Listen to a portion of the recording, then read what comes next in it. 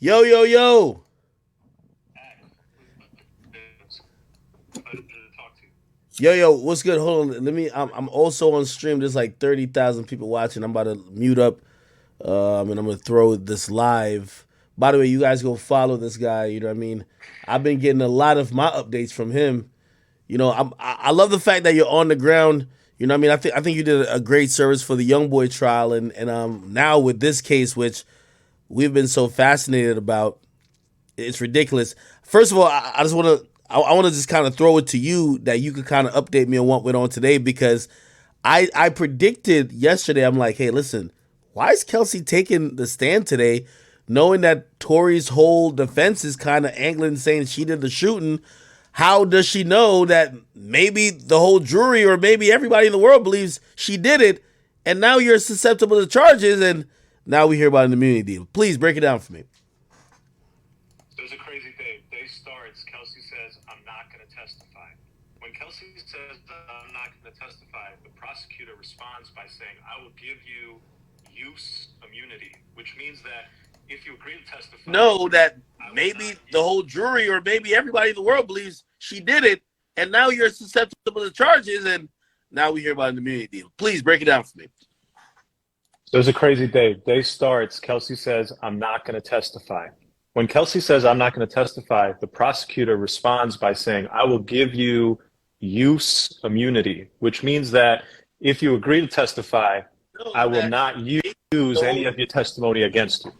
Now, the reason why Kelsey can say that I won't testify, she has the right to invoke the Fifth Amendment. You can only invoke the Fifth Amendment. You can't just say, I invoke the Fifth because I don't want to talk to police. No. You can only invoke the Fifth if you're being compelled to testify. In this case, she's being forced to testify, and the testimony that she's going to give is self incriminating. So, the second she walks into court and says that I invoke the Fifth, I can't testify, that tells you that she did something that night that would incriminate herself. Separately, she invoked the Fifth specifically in reference to the question, what was the context of the comment Tory made that I'll shoot? Now, it seemed that she denied that that comment was also made, but more importantly, it seemed that she was saying that I invoked the Fifth. I can't tell you what happened around the timing of that because I would incriminate myself. That is a big win for the defense, but this is not just a mollywop victory for the defense. There's a lot going on here. So, okay, they invoke the Fifth. She gets the immunity. She's now testifying, and she runs back all of these statements that she's made to prosecutors. And she says, oh, hey, you said Tory popped out, had the gun up, and was shooting at y'all. No, that was a lie. Oh, you said Tory reached into the gun to get the console. No, that was a lie. So she admits that all that stuff is a lie. Okay. Then we get to the prosecutor stuff. And these are major feathers in the cap of the prosecutor. And that is two pieces of evidence. One, the concept that there was money being offered. Now, what was it being offered for? There's a lot of room to play there. First off, the biggest thing here is that Kelsey denies that she took any money. She said, I didn't take any money. I'm not testifying here because I've been paid to testify. I'm not being silenced. I've been paid to testify. That goes a long way. She does, however, acknowledge that offers may have been made. So the prosecutor's whole point is that she's doing all this shit because she's getting paid. Kelsey's whole point is that I deny. So, question back to Kelsey, why are you not talking? What's going on here? What is it that you're afraid of saying? We don't get that answer. She just keeps saying to protect myself. So there's the money angle, which goes against Kelsey, and then there's the text message. The text message is from Kelsey to a security guard. It says, Tory shot Meg. How do you explain that message? Well, if your theory is that Kelsey is a big ass liar, Kelsey was involved in this shooting, and from the jump is just saying whatever she can possibly say whenever she can say it to avoid putting the burden on her, and you couple that with the fact that Meg has never spoken to Kelsey. They're not talking. They had a complete falling out. The prosecutor asked Kelsey, hey, why aren't you and Meg talking? And Kelsey said, I don't know. Look, act. There's so much going on. There is just so much going on. And, my big takeaway is this is not a case about Meg versus Tory. This is not a case about who's right, who's wrong. It's not a case about who's lying, who's telling the truth. This is a case about reasonable doubt. Prosecutors believe that a man got out of a car, pulled a gun, and shot 5 times at a woman. I would ask those prosecutors, do you really believe that? And if you do, why haven't you charged attempted murder? What they probably know is that there's more to this story. It doesn't fit a clean narrative to dunk on Tory, so they're not telling us more of this story. And now they've given Kelsey immunity. They told her, this is interesting. We're going to need, to keep this open, and we'll see how this plays out in the future. But let me tell you how the immunity played out, because this is very interesting. So she comes into court. She says, I'm not going to testify. Okay. Now they say, well, we'll give you use immunity. Anything you say won't be used against you. And then her lawyer comes back and says, that's not good enough. I want something called transactional immunity, that you cannot charge me for anything that came out of this circumstance, that night, that incident. You are giving me immunity that you will never charge me for anything that happened that night. They said, we can't do that. But they went on the record and told the judge on the record that we will not charge Kelsey with any crimes, that we have no intention, we will not charge Kelsey with any crimes of what happened that night. What does all that mean? As a practical matter, there's no way you'll ever have the evidence to charge Kelsey. And she's been given both use immunity, so her words can't be used against her, and she's been given a statement on the record from prosecutors that she will not be charged for anything that came out of this incident. That's crazy that they would do that. If there's a possibility that this person is lying all over the place, if you didn't investigate her for DNA, if you didn't investigate her for fingerprints, you didn't arrest her that night, you didn't interrogate her that night, and then you gave her immunity later on, that's crazy to me. And so all that, when you tell all of that to a jury, and now you tell them that, okay, well, we want you to lock this man up for 22 years. They're not going to tell him the time that he's facing, but we want you to hit him with, felony assault with a semi-automatic firearm because he had intent to harm this woman when he pulled a gun and shot at her. Man, I got to think that 1 out of 12 jurors, or it might be 14, is going to say, that doesn't add up to me. I'm not ready to convict somebody in a case like this. This is too messy. Hey, so watching or even listening to even your reports, and it seemed very like bombshells were being dropped. Did the prosecutors have any idea that Kelsey, because Kelsey went against, she basically said, whatever I told you guys, complete cap. Yes, that's what she said, and they had no idea. And I'll tell you another interesting dynamic of how that played out. So they had no idea. and she was struggling. The prosecutor was really struggling because prosecutors don't expect that, and they're not ready for that, and it doesn't happen all the time, and she was just not ready for it. But the judge bailed out the prosecutor because the judge didn't like it. The judge saw that here's a person who's recanting everything they told to an investigator.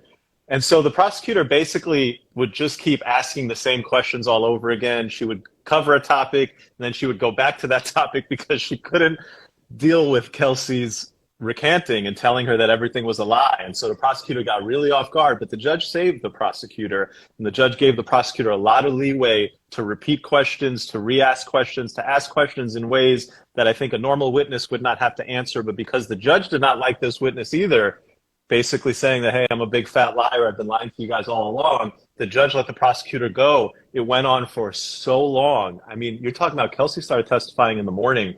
She's not even done with the direct examination by the prosecutor. So tomorrow she'll go back. The prosecutors will continue questioning her, and then we'll get cross-examination. Oh, Lord. Wow. So as I was kind of seeing this go down, I said to myself, I'm wondering, and by the way, now I'm in the realms of just theories, because at the end we're of the all day, in the deep end, bro. We are deep. This is deep at this point. I'm wondering if Tory's attorney or Tory's defense, his whole team, had any idea this was going to happen. Because in my opinion, if she did what she was supposed to do, she was supposed to put Tory in a position where I speculated Tory has to take the stand. I think after this, I'm like, don't take the stand. because you haven't even got to cross yet, and she's basically fucked up everything the prosecutor got going on direct. This is amazing. She's working for the defense. No, that's your read on that is very right, but it can go either way. You're absolutely right that after Kelsey kind of shits on everything and just confuses everything up, you could kind of just maybe leave it at that. But I don't think so. Not with the statements of him offering money, not with the text message. I think he's going to take the stand. I think that's going to be crazy. Hey, let me also ask you. So, even watching that whole thing, and I'm wondering if is because she doesn't have that transactional immunity. How prepped do you think her lawyer, had her to? Hey, listen, you can say these things, but not these things. I don't know. I mean, look, all I could say is this. I with or without transactional immunity, I feel like, and I'm not a California attorney would have to give anybody advice on what is the value of a prosecutor going on the record and stating that we're never going to charge her for this, or we have no intention to charge her. But in my mind, I feel like she went up there testifying with complete faith that nobody is going to charge her with this. Despite that, she had a lot of trouble testifying. I mean, when I tell you, I can't even. I used to do high school debate, and I'm a lawyer now, and my greatest skill is seeing a bunch of information unfold in front of me and then saying that to somebody in a digestible format. I can't even begin to try to digest for you the testimony from Kelsey today. It was fucking everywhere. And the prosecutor was so shocked and so confused by what was coming out, she was everywhere. And so the whole shit is just a fucking mess. I think because of that, you probably need Tory to come in and say their alternative theory and hear from him in his words what went down that night. If you don't hear from him, that's too risky, bro. Listen, I'm no criminal defense attorney. I'm no trial lawyer, but I'm a human being. I've been in that courtroom all day. If I were a juror, I'd want to hear from Tory. Let me ask you this, because this is the angle I'm getting. And again, I'm reading all the reports from you guys who are in there, and I'm taking, pretty much everyone says the same thing. Sometimes, certain people might not have emphasis on certain parts, and some people might think it's important. But what I took away from even her testimony today, Kelsey, that is, it seems like more than anything, or whatever her feelings is towards Tory, she hates Meg. Yeah, absolutely. I think one theory you can take away from this testimony is that she shot Meg. That maybe Meg doesn't know. I think the defense theory will be this: there's a tussle of a gun between two people, and that's the two people with the GSR. And in that tussle, the gunshot residue ends up on both of them. The gun goes off. Whether Meg gets shot or not, or whether she cuts her foot on something else is an open question. Kelsey testified today that she heard that Meg cut her foot on glass. That's ultimately going to come down to, I think, the doctor. There's a doctor's report that shrapnel was taken out of the foot. That doctor, I think, will testify, and we'll get a sense of, is he 100% sure that shrapnel was taken out of her foot, or was he just connecting the dots saying, this woman came in, there was gunshots, they told me that, and I pulled some shit out her foot, so I figured it must have been shrapnel.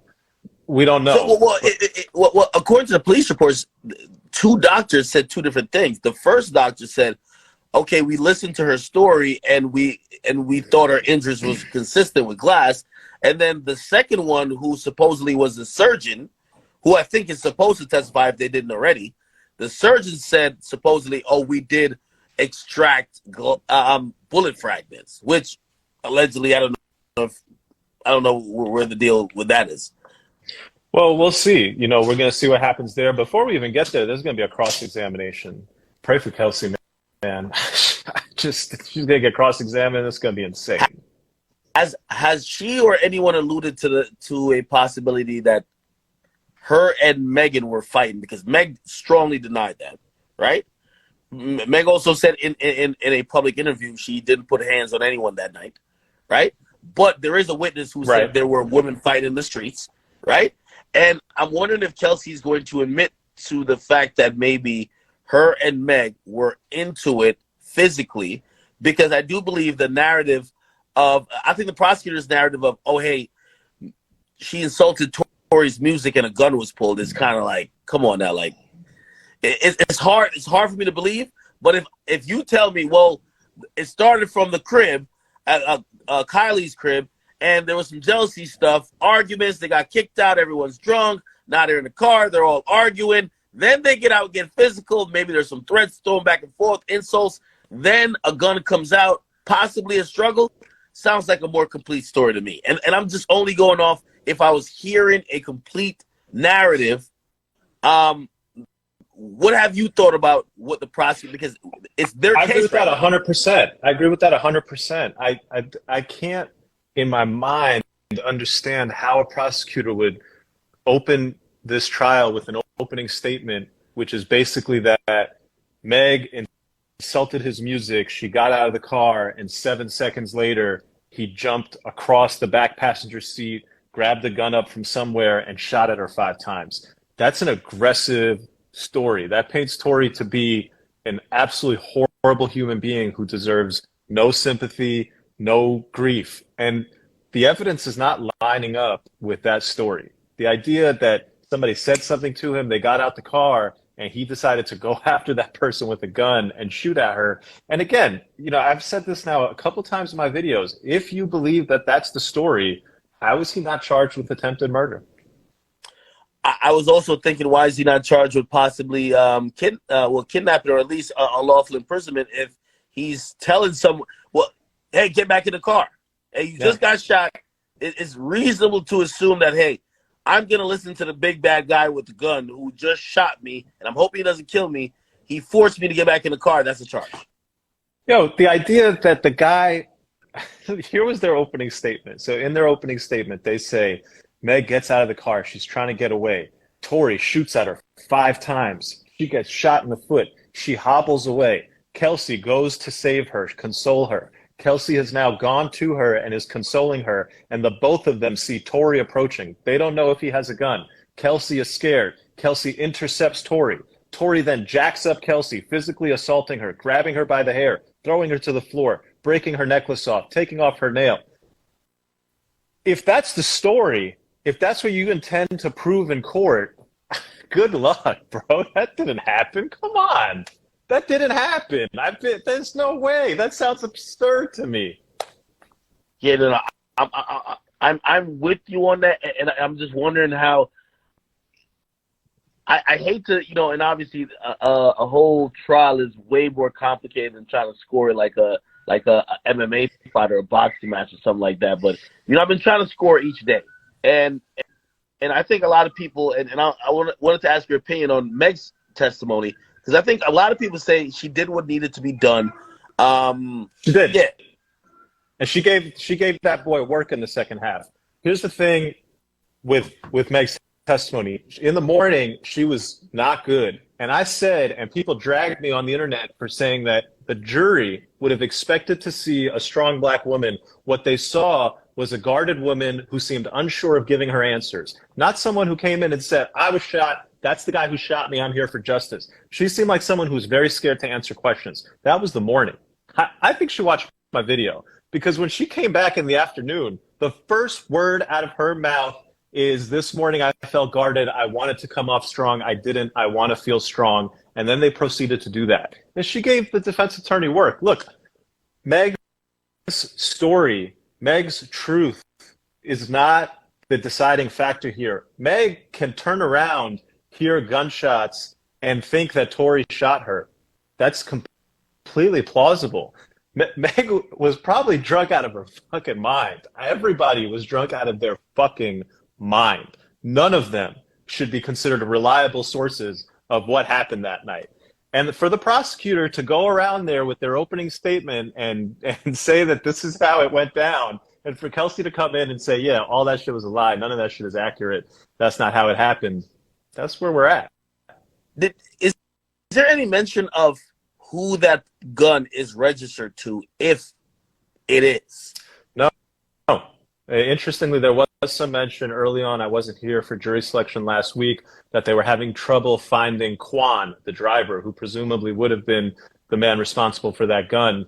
I don't know if they found Quan. We'll see. If Quan comes in and testifies, his testimony is going to be critical. Some of the other people who are expected to testify here, they're talking about Corey Gamble, Kylie Jenner, to testify as to Meg's state of mind and just the circumstances surrounding them leaving the party. That's going to be insane if that happens. I'm probably guessing they're going day by day. They definitely knew that Meg was going to come in yesterday. They definitely knew that Kelsey was going to come in today. Have they not said anything like, "Oh, hey, well, we got to wrap up this whole Kelsey thing because we have to bring like Corey Gamble or maybe Kylie," because that would be just shocking if we saw any of them took the stand, honestly. Yeah, no, there's no wrapping up. Basically, the judge, especially with the way Kelsey's testimony came out and her just being the judge is just going to let it go. He's going to let everybody ask as many questions as they want of Kelsey because it's impossible to make any heads or tails of her testimony. So he's just going to let them keep asking her questions. He's not going to hurry things up. There's no indication of when or if there's an indication these other people will testify because those statements have been made. I think the Corey Gamble statement was made during the opening statement that he was there, and Kylie's all over this thing. And there's credibility issues where people are denying what Kylie said to them. And so that's the kind of reason why you would call somebody, and there's no way you cannot show up. If Kylie gets a subpoena, she's a person with knowledge of a crime that happened in the state of California. She's got to show up. You don't think she can fight it? I mean, she will try to fight it, but on what ground? What basis do you have to not testify? You were there. There's a criminal trial going on. You have information, and you're being asked to come in and give the information. What's the problem? Maybe on the grounds of, hey, listen, you guys are investigating a crime that happened where I was not present at the vicinity. I guess I was present previous to where these individuals were, but I have no information about the actual crime happening. Agreed, but there's statements in here about what Kylie said to Meg. For example, Meg denies that Kylie said that it's time for you to go. Kelsey says that happened. That when Meg came out, Meg told Kelsey that Kylie said it's time for us to go. And then there's also other issues of, how drunk were they? How many drinks did you have? What type of alcohol? I mean, there's relevant information in a criminal trial is a lot more than just the people who were at the scene of the crime. So I fully expect that they will call her. I assume she can challenge it. Why not? You can always challenge a subpoena. I don't really see a basis for a winning challenge. So if they want her, I think they'll get her. Wow. How hard, given how Kelsey's answered, how hard do you think that Tory's defense attorney will go at Kelsey? Because Kelsey seems already to be basically saying, I don't think or I don't have knowledge that Tory shot anyone. Do they need to be aggressive? I thought at first she was going to say the opposite. So I said, hey, they can't go hard on the victim, which is Meg, so they kept it light. But they got to go hard at Kelsey. But Kelsey's is basically saying, I don't know nothing. Yeah, I'm not going to speculate on what the cross-examination is going to be, but it's going to be, they're going to go at her. That's the nature of it. That's how criminal trials work, man. I mean, their theory in the opening statement was that she was the shooter. They're going to have a go at her.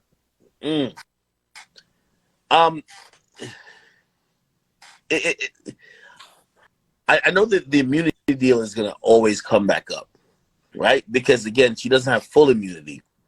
Is there any strategy that she might say things that she could possibly because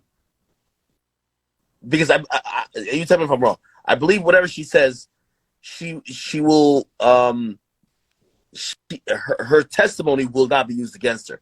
Is there a chance that either she's gonna withhold things that she might not want to just bring into play, period, or maybe say things that she knows will probably disqualify the prosecutor from looking into later because they also gave, again, their word on the record. Plus, she has that, that written document saying you can't use that anyway.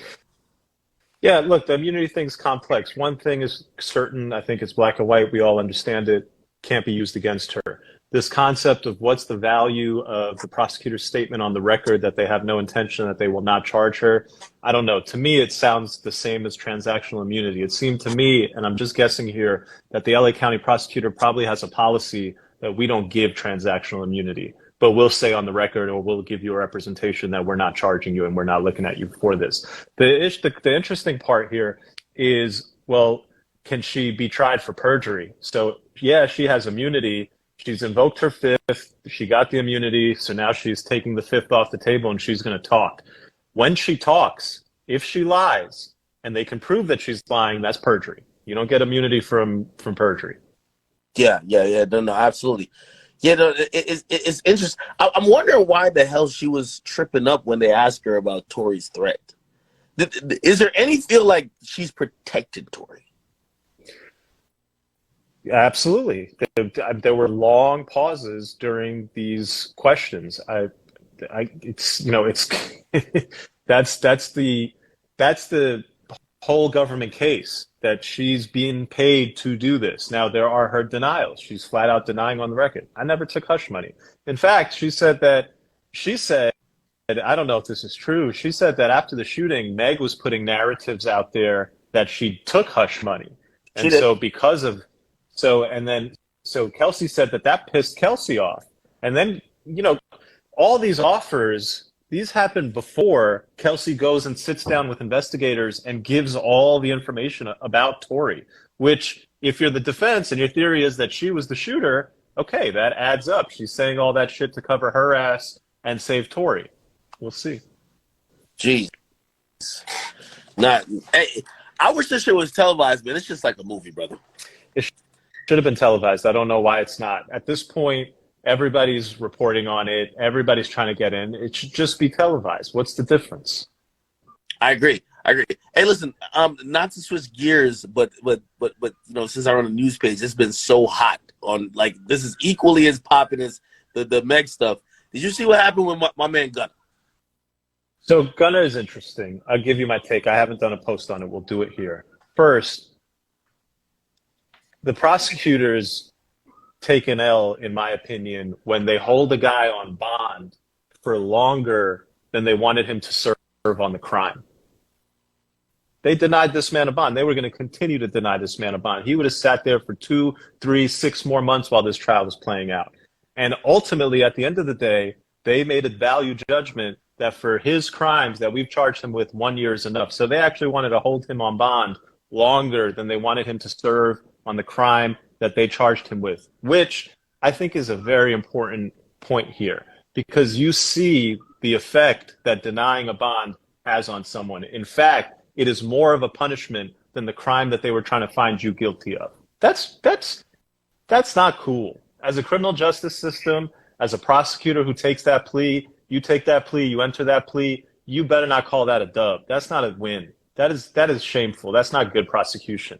What do I think about going from here? I haven't looked at it. I haven't seen it. My understanding is that he's not snitching. He has not given them any information. He's accepting accountability. His basic statement seems to be that there is a gang. I have nothing to do with it. I'm part of a label. If my songs have repped that gang, if my songs have shitted on people who that gang has problems with, then I understand how you guys are saying your laws work. Your laws basically are criminalizing my words because I'm expressing support for a group that is out there committing crimes.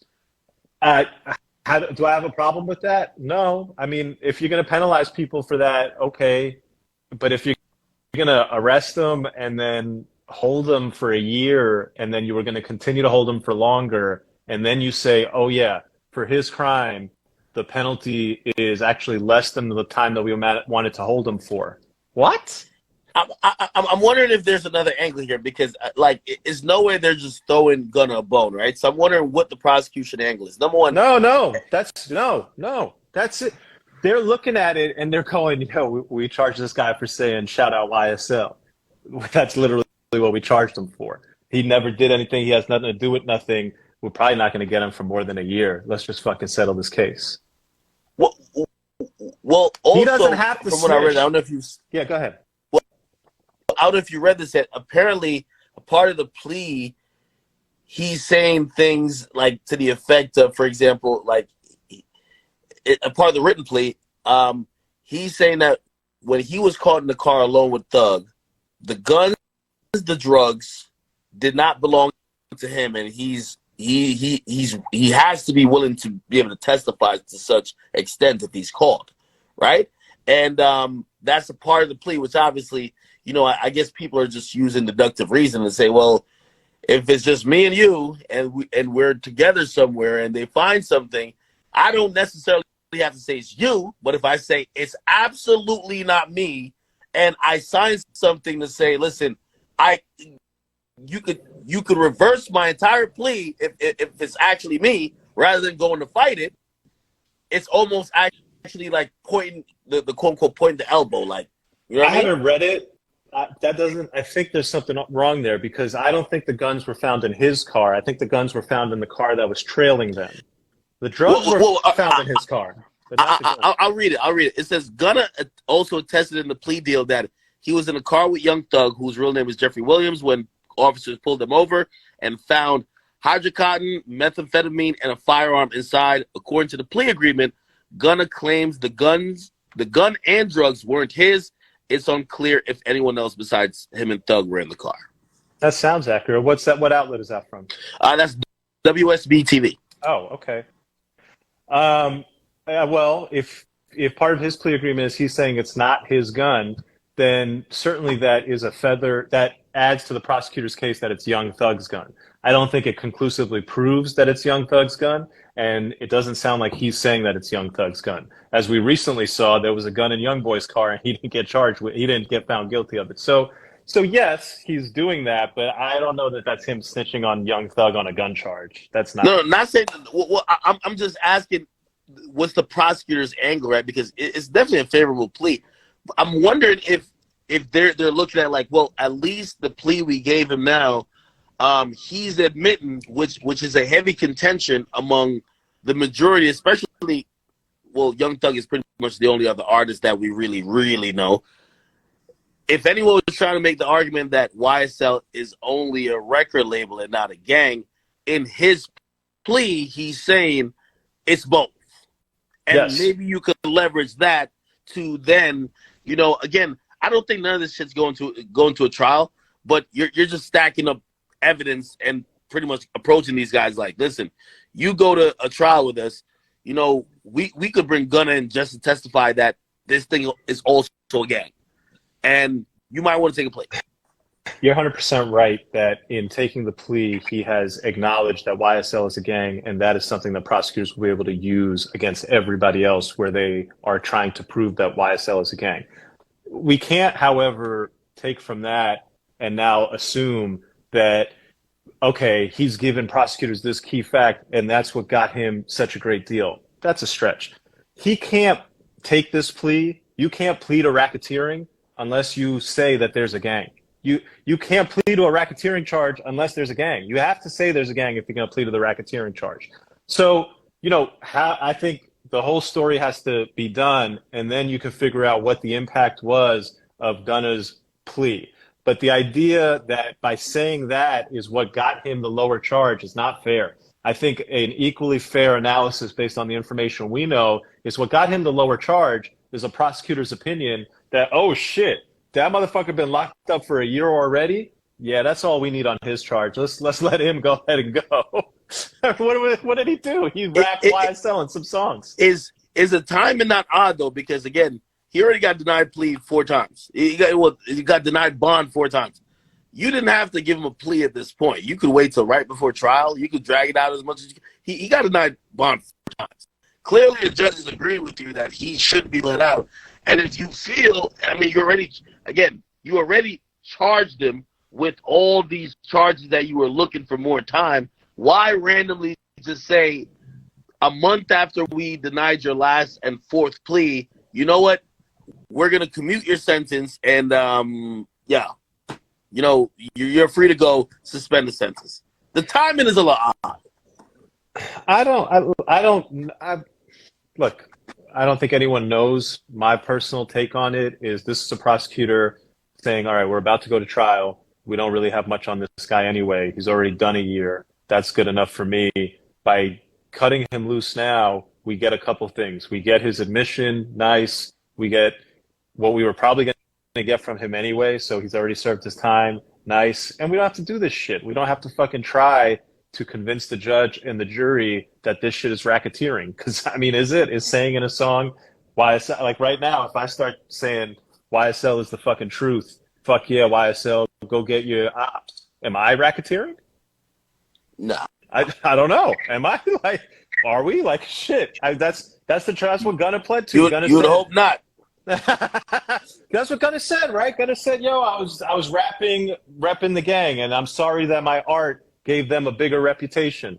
Shit, man, I'm sorry my reporting gave people a bigger reputation. But I don't think there's anything suspicious about the timing. I think this man served a year on a very little charge. It's about time that he got out, so they cut him loose. We'll see what the impact of his admission that YSL is a gang has on the 27 other gentlemen who've been charged in this indictment. Is this a hit on the prosecution's case, though? Because the prosecution, and I watched every single bond hearing, they were there in their picture and of this racketeering, situation with this organization. They claimed that he was, one of the guys either funneling money or a person who is calling the shots. Yeah, it's a joke. It's a joke. They said, hey, you can't let this guy out. He's going to threaten witnesses. He's going to kill people. He's going to buy everybody off. Well, you just let him out. So, if he was such a big threat, go charge him properly and get your 5 years against the guy. Now, obviously, they will say, well, he's rehabilitated. He said that YSL must end. He was a threat before, but he's a new man. He's seen the light. He's taken his plea, and he's no longer a threat. That's the story. But am I, proud of the people? It's the people versus Sergio Kitchens. I don't think the people got a W here. Yeah, it's interesting. I think there's much more to be seen on this. And I'm for the first time, I'm actually looking at Fonnie Willis a little bit odd because much more than Gunna, at the bottom of the article, which I'm not sure why they use alleged. They're like alleged. Well, no, never mind. Okay. It said alleged YSL co-founder, which is someone else, which is Walter Murphy, also negotiated a plea, according to his lawyer, and that they said that Murphy, which is a co-founder of YSL, has already been released, and he won't testify about the conduct of any other individuals. I'm like, if YSL is so dangerous, why the hell would y'all let go a alleged co-founder? That doesn't make sense. It doesn't make sense, but I will say from what I've seen, they will often give high level. They'll give. Listen, if you're willing to give up information, anybody can get the deal. First one to the cookie gets it. That's how it works. That's interesting, man. Okay, listen. I know you don't do too much forecasting, but I definitely want to know what you forecast is going to happen tomorrow in the Meg and Tory trial. I think Kelsey's going to have a rough day. I think cross-examination is going to be about painting a story that everything that she has been doing. A lie is the hardest thing to remember. And the reason why she can't remember shit is she's been lying to cover her own ass. And the gunpowder residue is on her because she was going to, I think that's what they're going to do. We'll see how good a job they do. Her lawyer is going to be, Tory's lawyer is going to be preparing a lot tonight. And he's up tomorrow. We'll see how he does. After tomorrow, how many more, or what else how long till we get to the conclusion? Because this is one of those things I just want to end, bro. Me too. Tory, Kelsey will finish up tomorrow. A gun expert will come in and testify. The medical people will testify. I think there's going to be at least 2 doctors who testify. That's going to be all of Friday. And then I don't know if the prosecution has any more witnesses, and then the defense will go. The defense is not expected to rest. They're going to have some witnesses. They might even have Tory. So, I don't think this case ends until Thursday of next week. And then it'll go to the jury, yeah. Yeah, that's so interesting. I'm really wondering what the fuck is going on with the driver, man. Can't find this guy to save our lives. Yo, we need the truth. Quan. If you're out there, if anybody knows where Quan is, get him to the Los Angeles County Clara Shortridge Foltz Criminal Justice Center. He needs to come in and tell his side of the story. Hey, have you you seen the okay, so there's a audio that was supposedly to be him when this first happened. It probably came out the first week or two, and he was explaining what happened supposedly. We have no confirmation it was him, but that was the only ever, you know, the only ever confirmation or assertion that we had that, oh, he's speaking on the thing. I've never heard from him Oh, since. I remember that audio. Yeah. What did that audio say? I remember it. I don't know if it was real. I remember it. Yeah, yeah. I don't know if it's real, but pretty much it didn't really. It kind of painted the same picture, but it didn't really say who shot the person either. Which this is the most fucking confusing case because no one is willing to point out a shooter. Everybody knows everything before. Let's talk about what happened at Carly's house. Let's talk about what happened afterwards. Let's talk about what happened. Who was this and whose music career? Nobody wants to talk about who pulled the trigger. That's a fact. I don't know, man. Anyway, listen, thank you for your work, man, and I appreciate you. I like posting your videos and kind of getting the like abridged version of what the heck we're probably missing. Shoot, it seems like it's just entertaining, but I'm pretty sure you're sitting there and showing up to court early, and it's probably hell getting in every day. So appreciate you for that. Yo, Ak, I appreciate doing this live with you. It was dope, man. I'm obviously.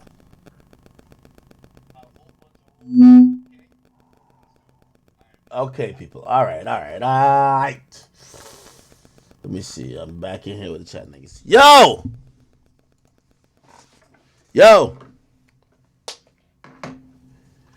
we just got the news, man. Who else in here? Hey, is Milagros live? We gotta go get on Milagros shit too. Oh wait, my bad. Yo, Kyrie, man, niggas came back and said you pulled the trigger, bro.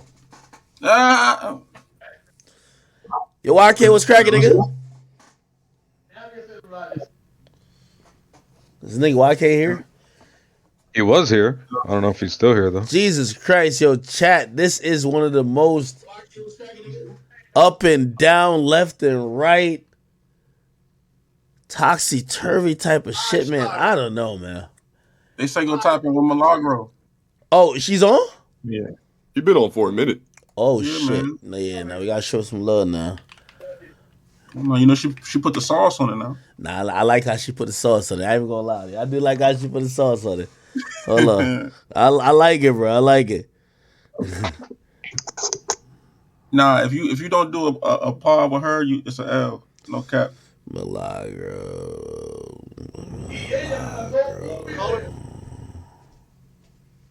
We need that within the next 2 months. You heard? Word, appreciate it. Where's she from? Ain't she from Texas?